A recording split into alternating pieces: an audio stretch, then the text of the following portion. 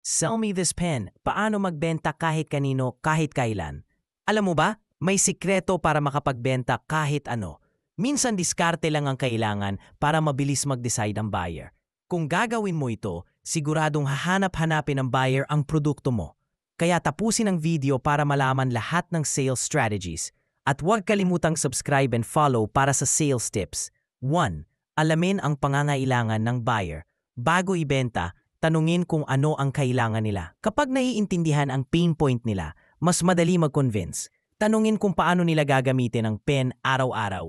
Doon mo malalaman kung anong feature ang pinaka-importante at doon mas magiging handa ka sa tamang approach.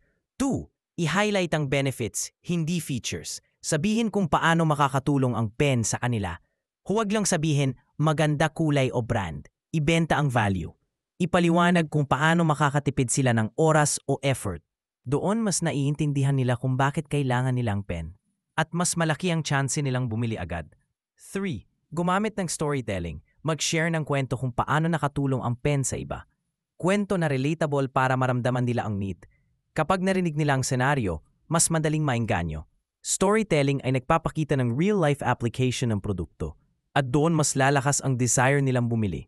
4. Mag-create ng urgency. Sabihin na limited lang ang stock o may promo na malapit matapos. Kapag naramdaman nilang may chance na ma-miss, mas gagawa ng move. Ang urgency ay nagtutulak sa buyer na mag-decide agad. Doon mas mataas ang posibilidad na mabenta mo agad ang pen at mas mabilis mong makukuha ang commitment nila. 5. I-ask ang closing question. Huwag matakot magtanong, gusto mo ba itong pen ngayon? Kapag diretso ang approach, mas madaling mag-decide ang buyer. Kanong na nagpapakita ng confidence sa produkto. Doon mo makikita kung handa na silang bumili. At doon magsisimula ang successful sale. 6. Mag-follow up kung hindi agad bibili. Kung hindi agad bumili, magbigay ng reminder o dagdag info. Tanungin kung may tanong sila tungkol sa pen.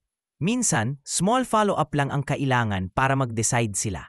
Doon mas napapataas ang chance ng successful sale. At doon mas lalakas ang relasyon mo sa buyer.